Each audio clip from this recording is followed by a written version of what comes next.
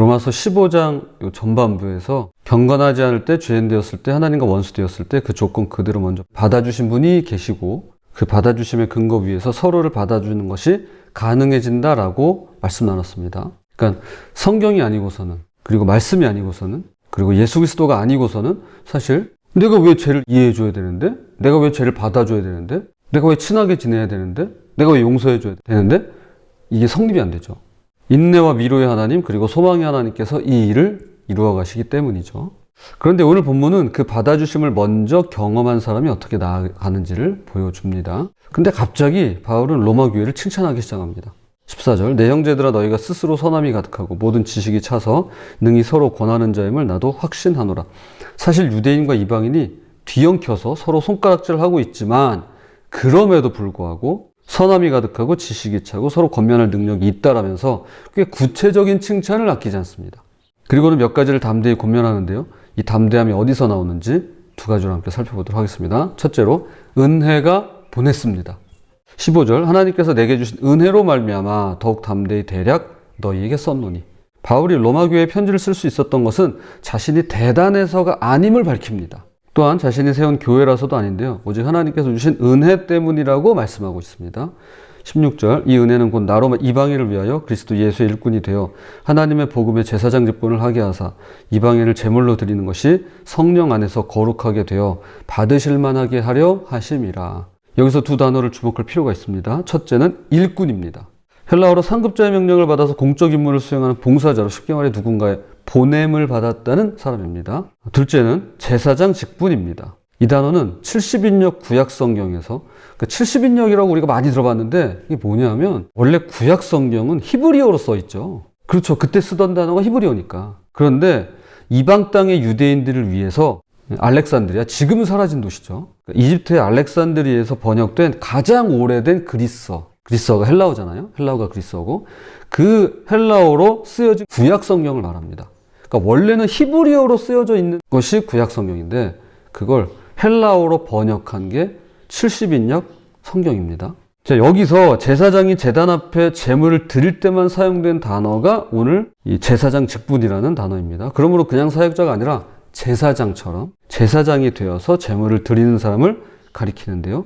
이 제사장이 어떤 제물을 드리는지 말씀합니다. 바로 이방인이에요. 이 이방인들을 하나님 앞에 제물로 드리는 것이 곧 바울 자신의 사명이라고 말하는 것입니다. 여기서 한 가지 생각해 봐야 될 것이 있습니다. 구약 제사에서 제물이 되려면 흠이 없어야 됐습니다. 그런데 율법적으로 봤을 때 이방인은 부정한 존재죠. 그러면 이방인은 애초에 제물이 될 수가 없습니다. 그래서 유대인들이 본인들을 선민했던 게 이 이유예요. 우리는 깨끗해. 왜냐하면 하나님께서 선택해 주신 백성, 선민이니까.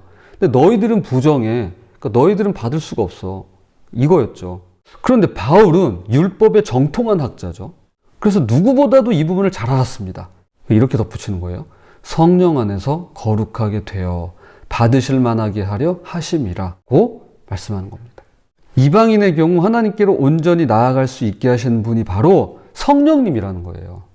이방인이 잘나서, 이방인이 잘해서, 이방인이 깨끗해서가 아니라 그 일을 성령님께서 하신다라는 것입니다. 성령께서 그들을 거룩하게 하셔서 받으실 만한 제물이 되게 하신다는 것이죠. 그러니까 너희들 아무 소리 못해. 너희들이 뭐라고 할 문제가 아니야. 이런 거예요. 우리도 거룩하게 하셨지만 이방인들은 성령님께서 거룩하게 하셨다니까 그 말씀을 하는 겁니다. 혹시 산제물이라는 표현 기억나시죠? 로마서 12장 1절. 너희 몸을 하나님 기뻐하시는 거룩한 산제물로 드리라. 이는 너희가 드릴 영적 예배니라. 성도들에게 산제물이 되라고 했던 배경이 여기에 있는 것입니다. 바울이 제사장이고요. 우리가 제물이라면 우리를 거룩하게 하시고 받으실 만하게 하시는 분은 성령님이십니다. 그러니까 우리가 회개하고 용서받고 나아갈 수 있는 이유는 나한테 있지 않고요. 내가 회개했기 때문이 아닙니다. 그 회개를 받아주시고 용서하시는, 특별히 거룩하게 하시는 성령님 덕입니다. 성령님이 일하시기 때문에 그러합니다. 자, 지금까지의 내용을 켄트 휴즈라는 성경학자가 이렇게 정리하고 묘사했습니다. 저는 이것이야말로 완벽에 가까운 정리라고 생각이 돼요. 한번 들어보세요. 바울은 고대 세계를 걸어다니며 위협과 매맞음과 거절을 견디는 먼지투성이의 일상을 살면서도 마음속으로는 자신이 제사장 복장을 입고 성전 안에 서서 사람들의 영혼을 들어 올려 향기로운 제물로 그리스도께 드리는 장면을 보고 있었습니다. 그렇죠. 바울 하면 사도행전을 우리가 떠올렸을 때 1차, 2차, 3차, 심지어 4차까지 이렇게 선교 여행을 쭉 다닌단 말이에요. 그러면 먼지투성이의 옷, 또 힘들게 일하고 텐트를 또 제작하고 그러면서 자비량으로 또 교회를 세우고 치유사역을 하고 복음을 전파하고 그런 일들을 하는 그런 모습을 떠올리는데 바울의 마음속에는 뭐가 있냐면 본인은 제사장 복장을 입고 있는 거예요. 그리고 성전 안에서 마치 향기로운 제물을 올려드리듯이 한 사람 한 사람, 특별히 이방인들이죠. 이들의 영혼을 향기로운 제물로 하나님께 이렇게 드리는, 그리스도께 드리는 그런 모습을, 그런 장면을 떠올리면서 지금 지내고 있는 겁니다. 진짜 이런 표현이, 바울을 예루살렘에서 일루리곤까지 걷게 만든 것, 낯선 도시의 회당 앞에 서게 만든 것, 매를 맞고 돌에 맞아 다시 일어서게 만든 것 등은 의무감도 강요나 압박도 아니라 오로지 은혜가 그를 보낸 것이었습니다. 사실 우리는 무엇이 나를 움직이냐라고 했을 때 되게 의무나 책임을 먼저 떠올릴 수 있습니다. 해야 되니까, 안 하면 불안하니까, 누군가를 실망시키고 싶지 않아서 말이죠. 그런데 바울은 은혜를 받았고요. 그 은혜가 그를 보낸 것이었습니다. 우리도 은혜가 우리의 동기가 되었으면 좋겠고 동력이 되었으면 좋겠습니다. 자, 둘째로 하나님께서 하신 일만 말합니다. 이제 바울은 자신의 사역을 돌아보기 시작합니다. 17절. 그러므로 내가 그리스도 예수 안에서 하나님의 일에 대하여 자랑하는 것이 있거니와. 로마서에서 자랑이라는 단어는 대부분 부정적인 맥락에서 등장합니다. 율법을 자랑하지 마라, 행위를 자랑하지 마라. 아브라함도 자랑할 것이 없다라고 말했죠. 그런데 여기선 자랑할 것이 있다라고 말씀합니다. 18절. 그리스도께서 이방인들을 순종하게 하기 위하여 나를 통하여 역사하신 것 외에는 내가 감히 말하지 아니하노라. 이것이 바울의 자랑입니다. 자기가 이룬 일이 아니라 하나님께서 나를 통해 이루신 일만을 말하겠다고 이야기합니다. 주어가 내가 아니라 하나님이시죠. 바울은 다만 통로일 뿐입니다. 그는 하나님의 역사가 어떻게 일어났는지 세 가지로 설명합니다. 첫째는 말과 행위입니다. 이것은 선포와 다르죠. 말과 대화, 소통이 있었습니다. 그에 걸맞는 삶이 그리고 그 뒤에 따라온 겁니다. 말로 복음을 전하면서 동시에 삶으로 그 복음을 살아낸 것이죠. 우리가 일상에서 쓰는 언어와 표현 그리고 행동과 삶이 얼마나 중요한지 알게 되는 대목입니다. 둘째는 표적과 기사의 능력입니다. 사도행전 14장에서 루스드라의 안전뱅이가 일어나고요. 20장에서 유두고가 살아났습니다. 바울이야 그런 기적과 기사들이 참 많았죠.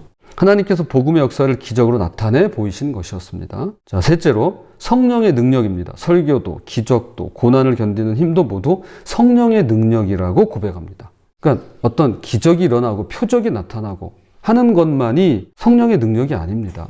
말씀을 전하는 것, 많은 분들이 은혜를 받고 감화를 받고 하는 것, 그것만 성령이 하시는 일이 아니라요. 내가 어려움을 이겨내는 것, 내가 고난을 견디는 힘, 이걸 돌파해 나가는 어떤 저력, 이것도요 다 성령의 능력입니다. 그리고 이 세 가지를 모두 말한 뒤에 이렇게 정리합니다. 19절. 내가 예루살렘으로부터 두루 행하여 일루리곤까지 그리스도의 복음을 편만하게 전하였노라. 일루리곤은 지금의 알바니아, 구 유고슬라비아에 해당하는 지역으로 당시로 따지면 수천 킬로미터에 달았습니다.